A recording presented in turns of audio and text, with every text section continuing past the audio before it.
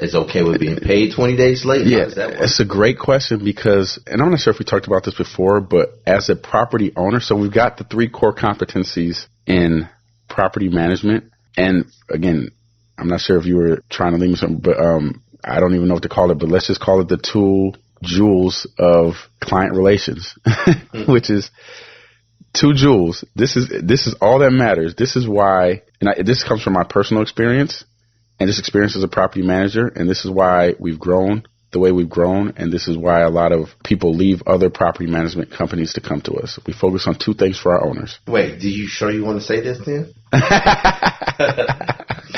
Hey, it's, you know, go ahead. Yeah. That's the point of Sirculate. I want you to say it, but yeah.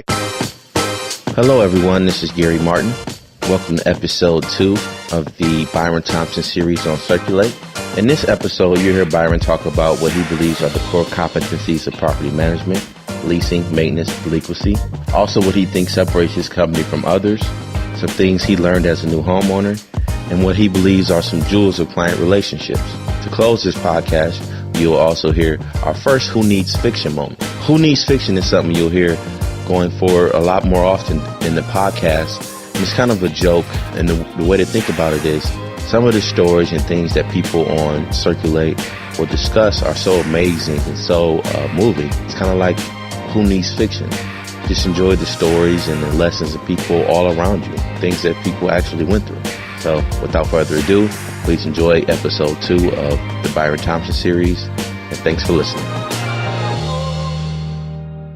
So one of the things that I don't think I did a good job of asking last time was, or in episode 1, was what exactly are the core competencies of property management?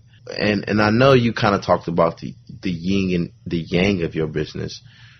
For the people who weren't listening, what was the yin and the yang again? The yin and the yang basically for me is in the real estate investment side, you have the acquisition, which as a real estate agent, I'm able to help facilitate. And then the end buyer, who typically is not local, needs a property manager, and that's the yang. So help them buy it and then help them manage the property. So with that, maybe we can go over the acquisition a little bit at another time. But let's talk about the yang a little bit.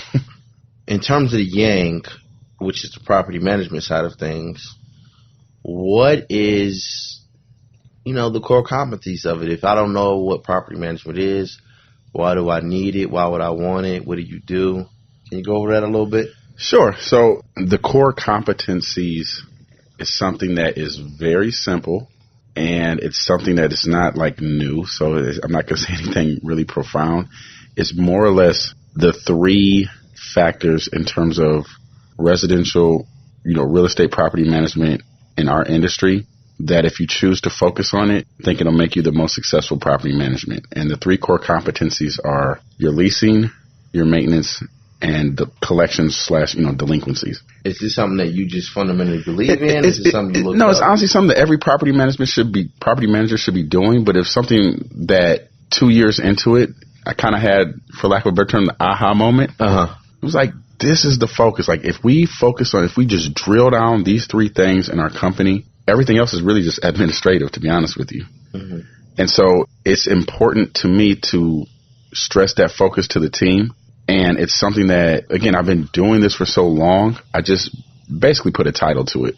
Yeah, so again, it's the metrics that we use to make sure that we're screening the tenants the right way, and we're also recognizing, the different backgrounds that they have in terms of, credit history, employment history, even eviction history. So it's really taking the art and making it a science in terms of the leasing, which, again, most property management companies have their own metrics. We just have our specific metrics for this demographic.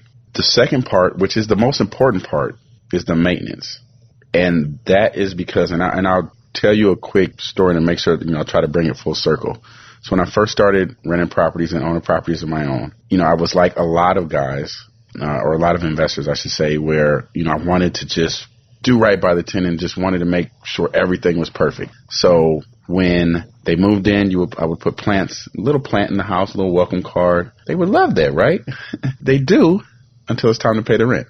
I would give birthday cards. I would give literally Christmas baskets of popcorn and fruit. And I mean, hell, for the tenants that I knew that liked to indulge, I would buy bottles of wine and alcohol. So, I mean, I knew my tenants. I'm probably too, not extremely personal, but I knew them because I was going to the house collecting rent. So I was doing all these things, birthday cards and all this stuff, because I thought that that's just the added level of customer service that you're supposed to have.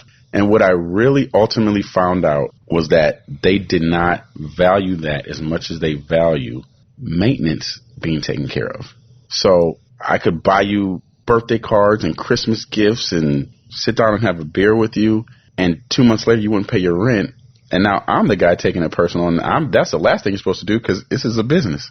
But the one thing I realize is that everybody holds themselves accountable when it comes to maintenance, meaning if they put in a maintenance request, and again, we know this now, within 72 hours it should be resolved for the most part. And there are going to be extenuating circumstances, but that's what they value.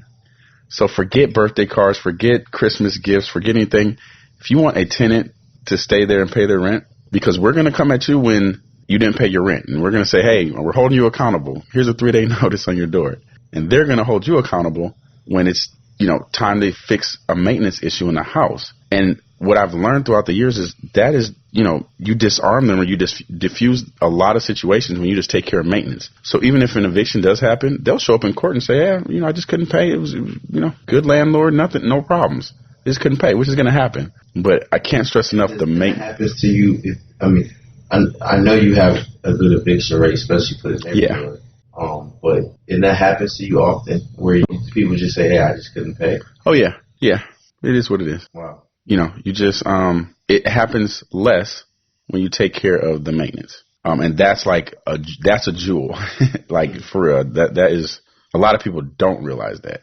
And again, you just learn it by just going through it. But getting back to the core competencies, you got leasing, take care of it. I'm holding you, we're holding you accountable to pay your rent, and they're holding us accountable, and rightfully so, to make sure that they live in a quality home free of maintenance issues. Mm-hmm. So that's the second, that's the most important jewel, and it's the hardest because for a lot of different reasons, So, and then the third is just the collections, the delinquency is what we call it. So, we have a department dedicated to collecting the rent after, the first, they have a grace period, so after the fifth, I should say, we're on you because that's what it calls for in this demographic, to make sure that you're going to pay your rent and that you're communicating with us. And that's what our owners or our clients, I think they find the most value in.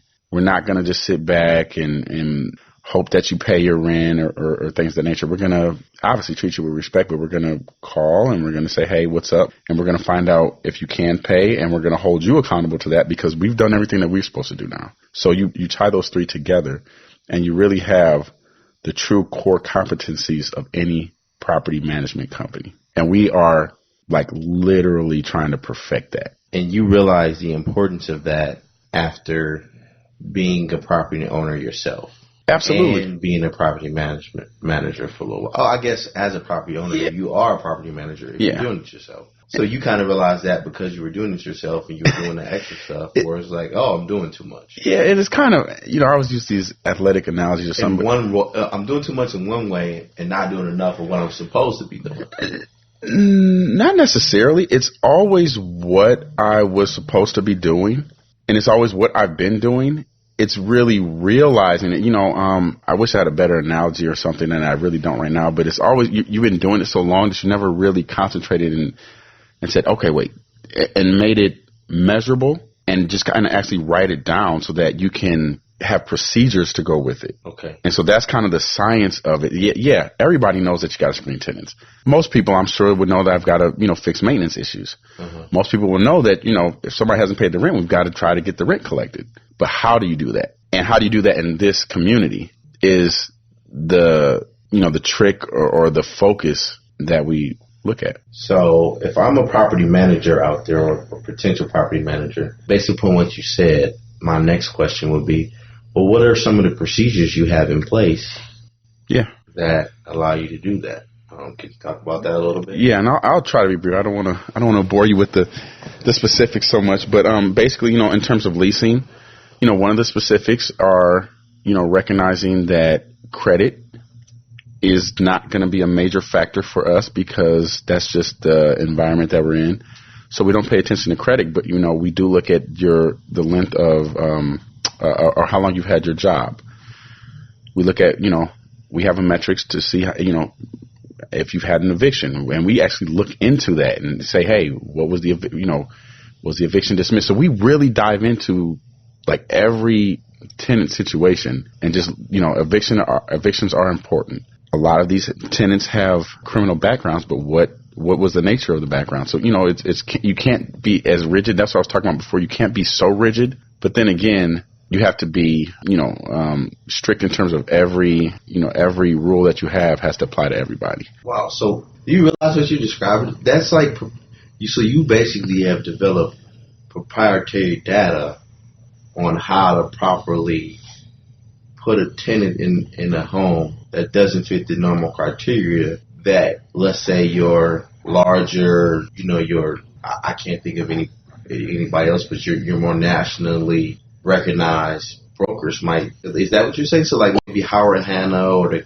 Keller Williams, just because those are the people I know off my head. They may not be thinking about the way that you do property management in terms of understanding the neighborhood, understanding what you have to look past and what you look for. Yeah, and I'm not familiar with them, so I don't want to speak on what they might do or may not. And I believe that every property manager has their criteria that they use. Again, the whole thing of leasing is not new, but it's just making sure we realize what fits for our tenants, I guess is the better way to put it. And it just, what I was saying before is, sometimes it's being scientific, like I was just talking about the metrics. And then other times it's being more artistic and looking and saying, okay, let's look a little bit deeper into this person that might have a felony, but what was the felony for? What's their background? We dive into it a little bit further than I think most people might, especially your smaller companies or your smaller property managers. But that's just an example on the leasing side. And hopefully that made sense. The maintenance side is where it really becomes an art, because we have to figure out, and for lack of a better term, we've got all these issues. So there's tons of, at this point, you get maintenance issues every day. Right. So you have 500 or almost 600 units. Yeah. So, how many would you say if you ballparking it? Oh, man. I would probably say 30 a day. 30 issues a day? Yeah, absolutely. Always something. It's always something. Heavy is the head. Yeah. But, okay. So then, and again, God bless our maintenance director. Her name is Teresa. She's tasked with taking all these work orders and saying, okay, now she's got to coordinate who we can send out. Whose expertise is this? Is it roofing? Is it plumbing? Is it electrical? Has a tenant been sending out multiple work orders, or are there other things? It's just a whole myriad of things that need to be looked at. And that's what I'm saying. That the maintenance is like, I don't know, the shining crown jewel of the competencies, but it's the hardest. It's the most difficult. But if you get that maintenance right, as they say in G.I. Joe, that's half the battle. Yeah. And then delinquencies, again, just, what our specific procedures are for that is just, again, we have to be a little bit more, for lack of a better term, Gary, kind of like a collections agency after a certain time of the month. So we're literally calling and texting to see what's going on. But then again, we got to say, okay, you might have to pay at the 20th of the month, end of the month. And again, as property managers, we can't be so rigid, because we have to understand our community and our tenants to say, nope, you're getting evicted. This may be a very good tenant that's got a history of paying on time, but something in their life has come up. Life happens. Mm-hmm. But then at the same time saying, okay, now you paid on the 20th this month, you can't pay on the 20th next month. So it's having the savvy, you can't just be a computer a robot behind a desk. So you've basically perfected how to be rigid and say you have to pay on time, but also notify when you notify tendencies of a tenant and say maybe we got to relax a little bit. Yeah, and we have definitely not for both clients, which is the tenant and the investor. Yeah, and again, I want to we haven't perfected it yet. I'm like Michael Jackson when it comes to that in terms of not being good, but how Michael Jackson really just wanted to perfect the moonwalk, even though everybody else would look at him like, wow, he's great. But I really just believe we can get better and better and better at what we do because this is our niche and this is where we focus. So it's not like we have to have procedures for our tenants in Collinwood, but then have another set of procedures for any tenant in Independence or Bracknell. Nope. These are our clients. These are the issues. We're familiar with them. And this is how we think the policies and procedures should be to be successful. Wow.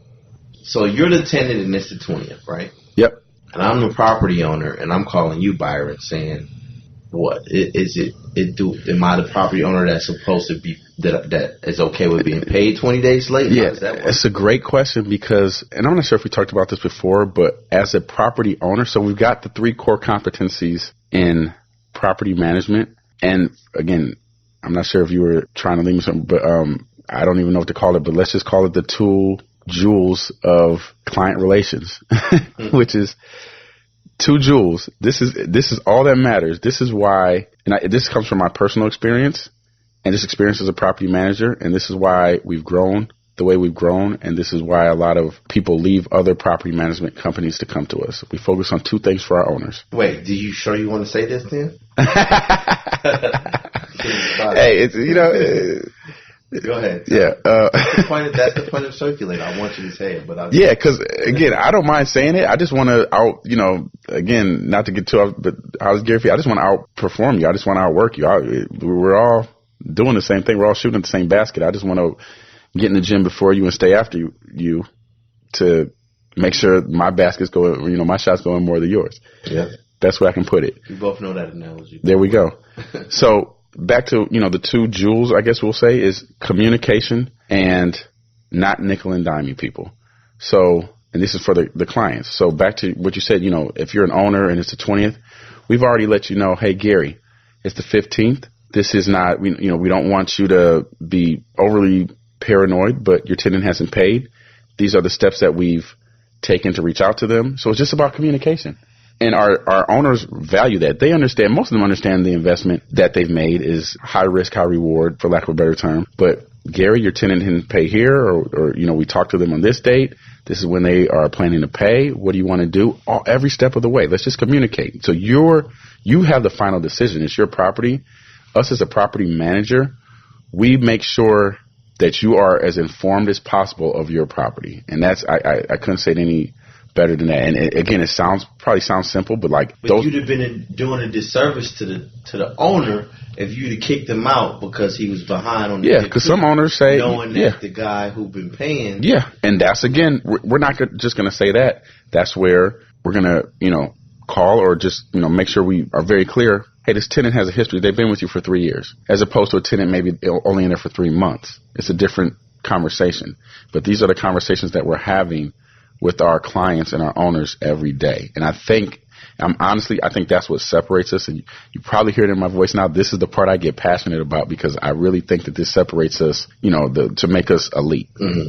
And, that makes me happy in terms of, it's kind of people, you rent and you get into an agreement, you should honor that agreement and pay the rent on time. But it kind of makes me a little bit happy to know that somebody who's a property manager at your scale is kind of helping people who may not necessarily be of the community or understand the community at the level you do, to say, hey, and this is a situation where you got to relax a little bit. Yeah. You're able to get them to listen. And that's our job. That's why it kind of works for me, man. I don't know, I've been doing this so long, and I truly love real estate investment, so I'm into it. It's not, I said this in the last time we spoke, we have 2 clients. Nobody wants to get kicked out of their house, or nobody wants to not have a place to live. Most people want a comfortable place to live. Nobody wants to lose money. That's your other customer. I can just marry the 2, and I understand both worlds, honestly. I get it because I've done it and can't say any more about it, but, it's the passion. It's okay, I have this set of knowledge, and we've been blessed with this opportunity, and it's just really about, again, communication. Communicate with the tenant. Communicate with the owner. Everybody holds himself accountable. That's it. Communication. Mm-hmm. Huge thing. Mm-hmm. One of the things when I sent out the survey for people who were going to be on Sirculate, one of the things you sent me back was a situation where, well, first of all, when I sent it out to you, I asked you, write down a story and don't tell me what the story is entirely, but write down something that was an amazing point in your business that you want me to bring up. Now, I forgot to ask you in the first podcast, which is my fault. But in that, when you answered the survey, you said there's a moment where you first quit your job, and it seems like your wife kind of communicated with you, Angela, without saying words.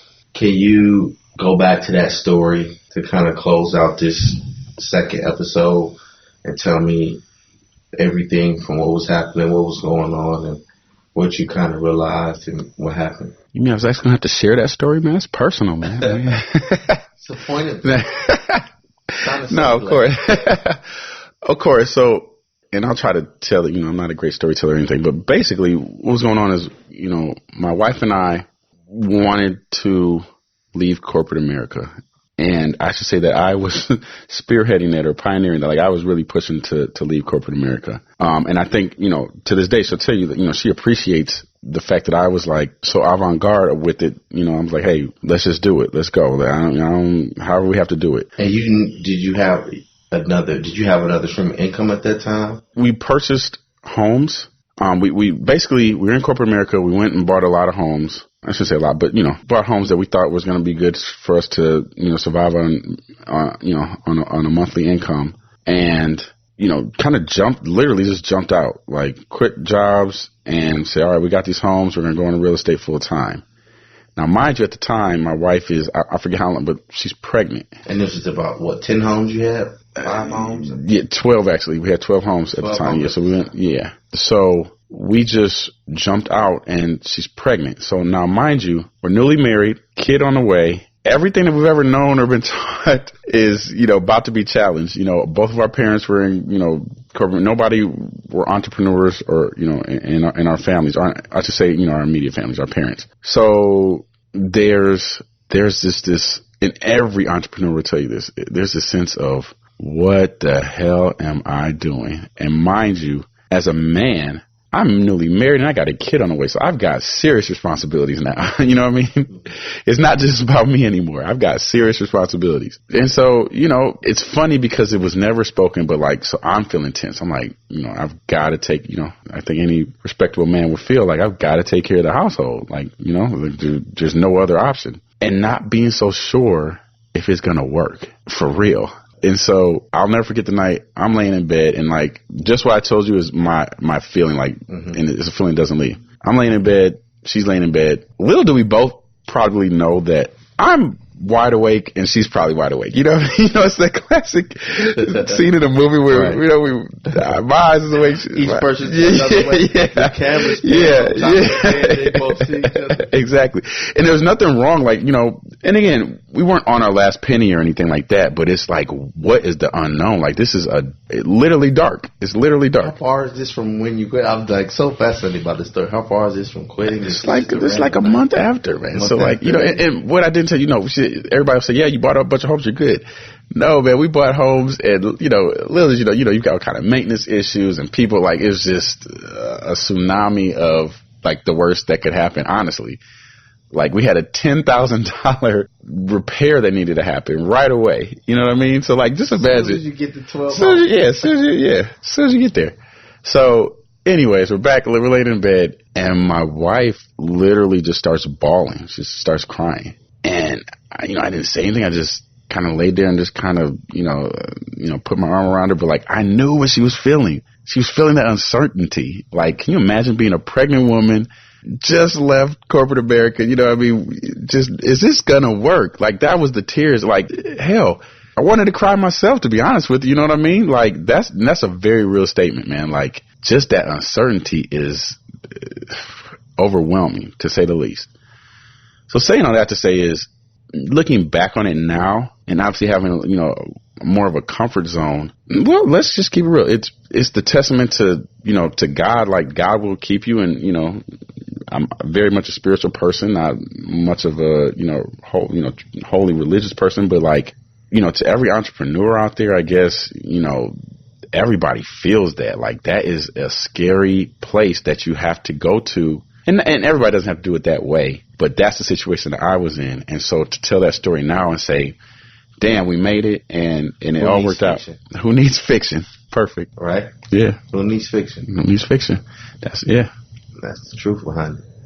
All right, man. Well, thanks for catching up with me, Byron, for episode 2, and we'll talk next week again about a few other things along with your property management business. Thanks for listening, guys.